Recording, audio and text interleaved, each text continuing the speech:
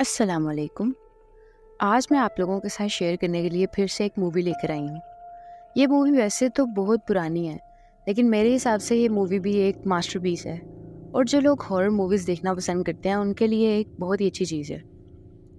जैसा कि मैंने पहले वीडियोस बनाई हैं एनाबेल, इसी तरह ये भी मूवी एक डॉल पे बेस करती है, बल्कि एक नहीं 101 डॉल्स पे बेस करती है। मूवी के शुरू में दिखाया गया कि एक कपल जो अपने घर में हंसी खुशी रह रहा है, एक दिन उनको एक पार्सल रिसीव होता है और वो ये नहीं जानते कि वो पार्सल कहाँ से आया है या उन्हें किसने भेजा है, ना उन्होंने कोई ऑर्डर प्लेस किया था। वो पार्सल जब वो अंदर लेकर आते हैं तो उसमें वो देखते हैं कि एक डॉल है जो कि मेल डॉल थी।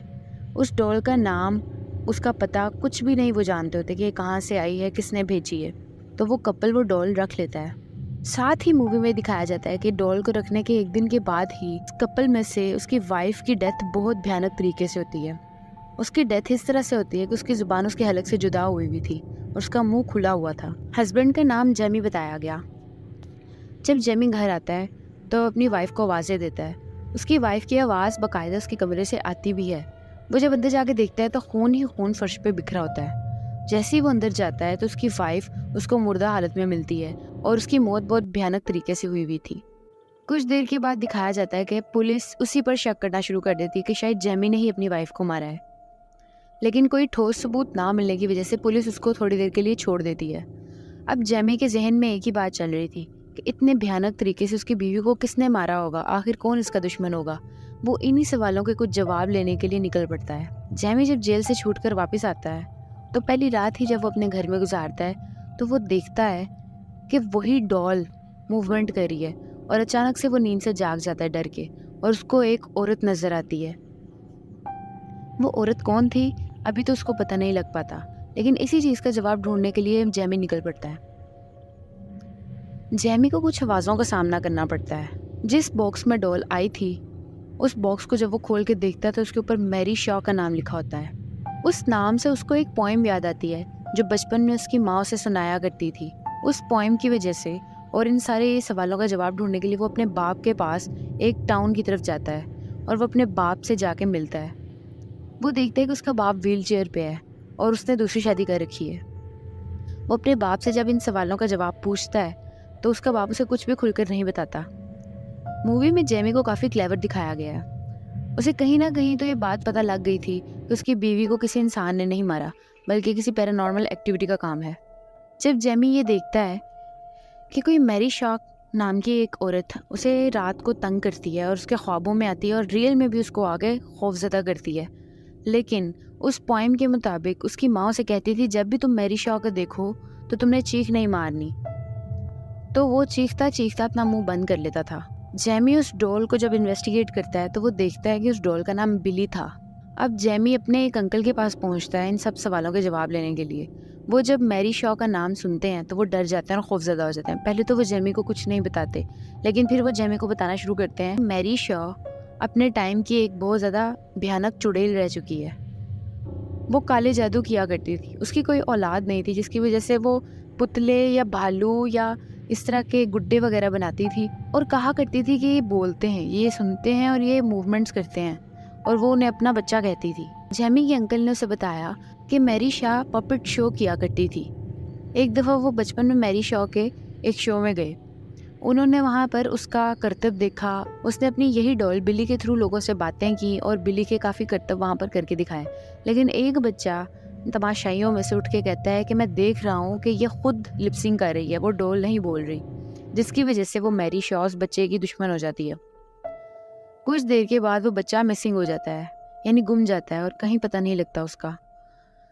अब उस बच्चे के खानदान वाले ये समझ जाते हैं कि मैरी ने बदला लिया इससे, और वो मैरी के घर पहुंच जाते हैं और उसकी ज़ुबान काट देते हैं, उसको कत्ल कर देते हैं।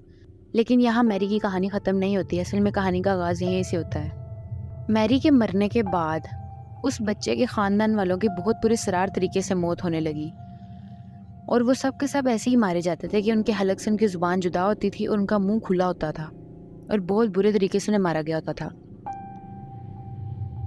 जेमी को वो डॉक्टर कुछ चीज़ें दिखाता है और कुछ तस्वीरें दिखाता है कि किस तरह से वो सब के सब एक ही तरह मारे गए। अब जेमी इन सवालों का जवाब ढूंढने के लिए अपने बाप के पास जाता है। जब अपने बाप के पास पहुंचता है तो उसको ये सारा माजरा बयान करता है, उससे पूछता है कि असल कहानी क्या है, मेरी माँ मुझे पोइम क्यों सुनाती होती थी।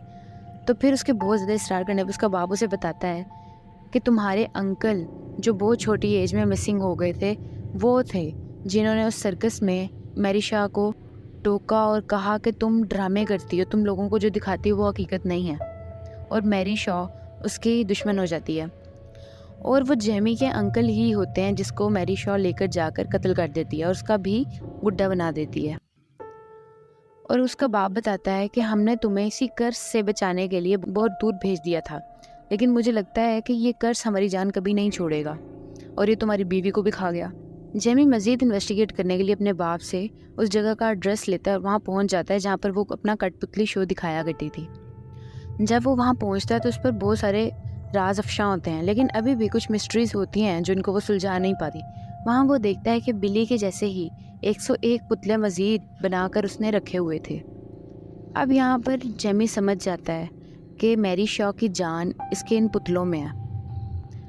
मूवी में दिखाया गया कि उसके पुतले मैरी शॉ के साथ ही दफना दिए गए थे, लेकिन कुछ देर के बाद वो सब कब्रें खाली थी और वो पुतले वापस से उसी जगह पे आ गए थे। वो कैसे आए, उन्हें कौन लेकर आया, ये वो नहीं जानता था।